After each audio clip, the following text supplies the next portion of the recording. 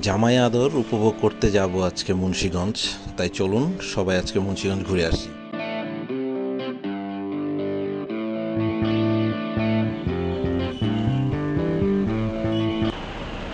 তারপর যে কথা সেই বিসমিল্লাহ করে রওনা দিয়ে দিলাম।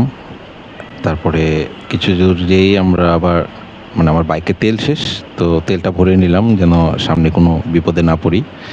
তারপরে ঢাকা ভার্সিটির ভিতর দিয়ে, এটা হচ্ছে ঐতিহাসিক ঢাকা গেট। অনেকেই আমরা জানি না আসলে ঢাকা গেটটা কোথায়। তারপর দোয়েল চত্বর হয়ে আমরা আসলে চলে গেলাম হচ্ছে বাজার ব্রিজের উপর দিয়ে যাচ্ছিলাম। তো ভাবছিলাম যে ওইখানে অনেক জ্যাম হবে, অবশ্য এতটা জ্যাম পাইনি, ভালোই। তো এখান থেকে আসলে সদরঘাট যে লঞ্চ টার্মিনালটা আছে এটা দেখা যায় এখানে। তারপর আমরা কিছু দূর যেয়ে একটু রাস্তায় অপেক্ষা করি, দাঁড়িয়ে চাটা খাই, বিরতি দিই আর কি। তারপরে আস্তে আস্তে মাওয়া এক্সপ্রেস হাইওয়েতে উঠে যাই। এখানে সব চলতে চলতে চলতে চলতে যাচ্ছিলাম, ভালোই লাগলো। খুবই সুন্দর রাস্তা, পরিষ্কার রাস্তা। আসলে এই রাস্তাটা যারাই গিয়েছে তারা আসলে অনেক উপভোগ করেছে।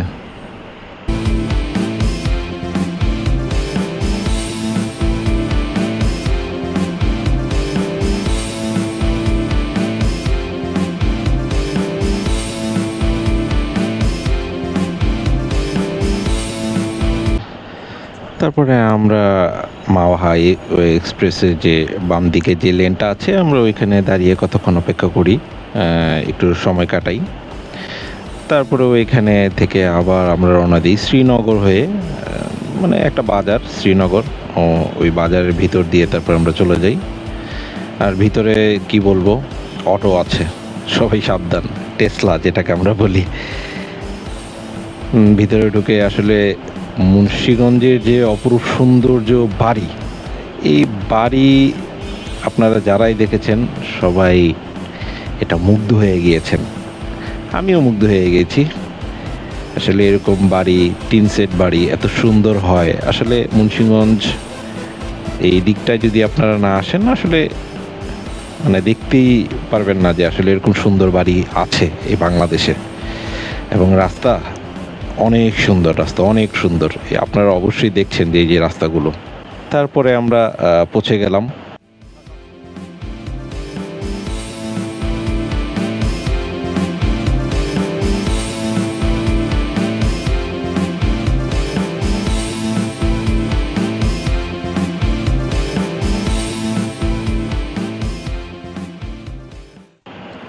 তারপরে চলে আসলাম যার বাসায় আসলে যাওয়ার উদ্দেশ্য করে চলে আসছিলাম। এই যে বাড়ি, আসলে এসব বাড়িঘর দেখলেই মুগ্ধ হয়ে যাই।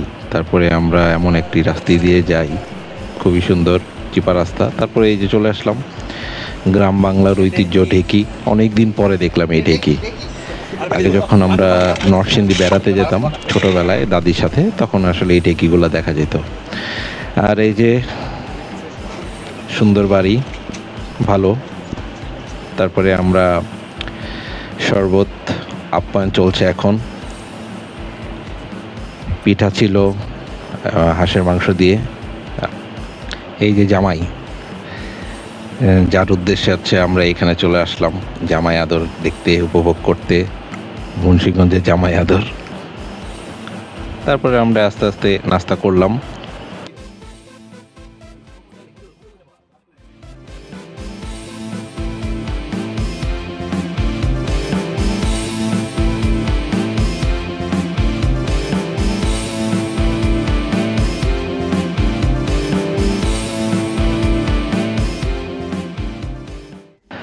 তারপরে নাস্তা শেষ করে আমরা হাঁটতে বের হয়ে গেলাম।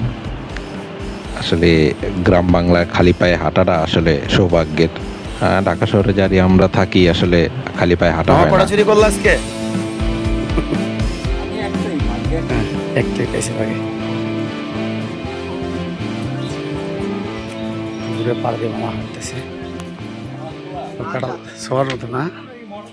একবারে শুধু ইয়ে দেখছো কোথায় গিয়ে কাটা দিয়েছে একবারে ইয়ে বিচে, একবার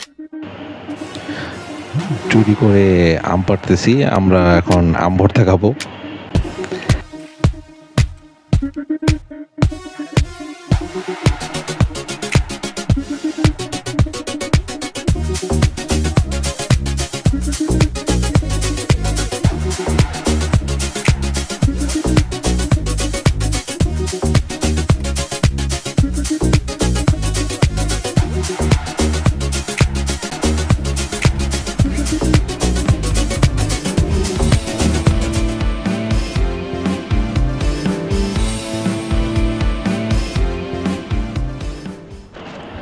তারপরে আমরা এখান থেকে রওনা দিই হচ্ছে নদীর উদ্দেশ্যে। আমরা পদ্মার মধ্যে গোসল করব। তো এর পথে যেতে যেতে দেখলাম যে মাঠা, শুনলাম এখানের মাঠা নাকি খুবই ঐতিহ্য, তাই আমরা মাঠা খেতে দাঁড়িয়ে পড়লাম। তারপরে আমরা সবাই মাঠা খেলাম, খুবই সুস্বাদু, খুবই সুস্বাদু, খুবই ভালো লাগলো। কৃষ্ণচূড়া গাছ, হ্যাঁ এই হচ্ছে কাঠের বাড়ি যেখানে আসলে তৈরি করে, এটা হচ্ছে কারখানা। এখান থেকেই আসলে সবাই তৈরি করে তারপরে তারা তাদের নিজস্ব গন্তব্যে নিয়ে যায়। অবশ্যই এটি আলাদা আলাদা পার্ট বাই পার্ট করে নিয়ে যায়। তারপরে এই যে আমরা চলে আসলাম নদীর ধারে, অনেক সুন্দর নদী, পদ্মার নদী।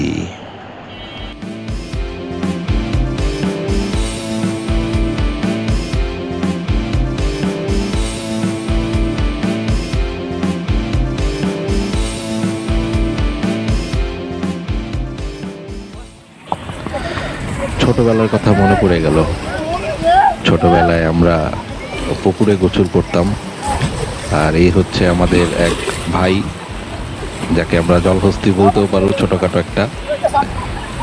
আমরা সবাই এখানে আসলে অনেক আনন্দ করলাম, অনেক মজা করলাম, খুবই ভালো লাগলো আজকে এই নদীতে গোসল করাটা। তারপরে আমরা এখান থেকে রওনা দিয়ে দিই।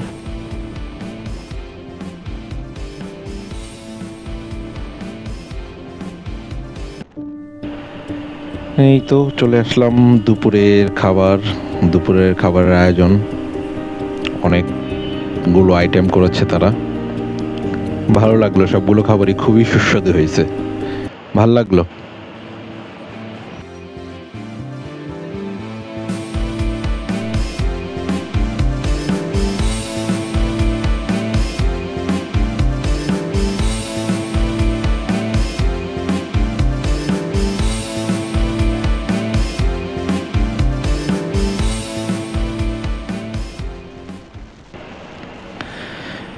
এরপরে বাড়ির উদ্দেশ্যে রওনা দিয়ে দিলাম।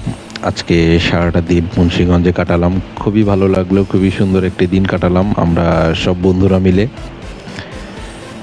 আসলে মাঝে মাঝে ঘুরতে বের হতে হওয়া উচিত, আসলে ভালো লাগলো আসলে দিনটা। সবাই আমরা খুবই মজা করলাম। আশা করি আগামী কোনো ভিডিওতে দেখা হবে, আবার নতুন কোনো জায়গায় আপনাদের নিয়ে যাব। দোয়া করবেন, ভালো থাকবেন, সুস্থ থাকবেন, আর অবশ্যই সাবস্ক্রাইব করবেন। ধন্যবাদ।